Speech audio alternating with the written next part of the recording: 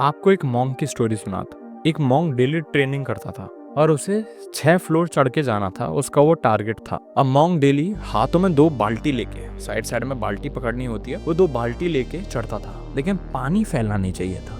अब वो 6 फ्लोर तक चढ़ता रहा, कभी वो पहुंच ही नहीं पाया। कभी चौथी फ्लोर पे पानी फैल जाता, तो कभी दूसरी फ्लोर पे, तो कभी तीसरी पे, लेकिन वो चौथी फ्लोर से आगे बढ़ ही नहीं पाता था।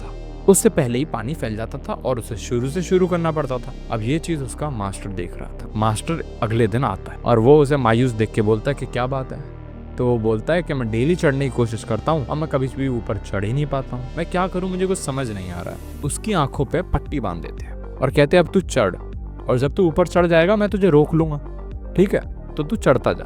और वो ध्यान ध्यान से बहुत धीरे धीरे आराम आराम से सारी बकेट उठा के चढ़ रहा होता है। अब जैसे ही वो थोड़ा ऊपर तक चढ़ता है तो वो बोलता है कि मैं थक गया हूँ, मैं कितना चढ़ चुका हूँ। तो उसे मास्टर नहीं बताते हैं कि वो कितना चढ़ चुका है।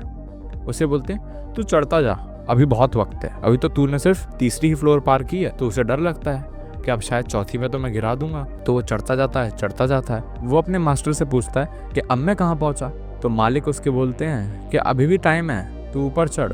तो और चढ़ता है और चढ़ता है, फिर अचानक से पानी गिर जाता है। तो कहता है पानी गिर गया। तो कहते हैं कोई बात नहीं, आंखें खोल।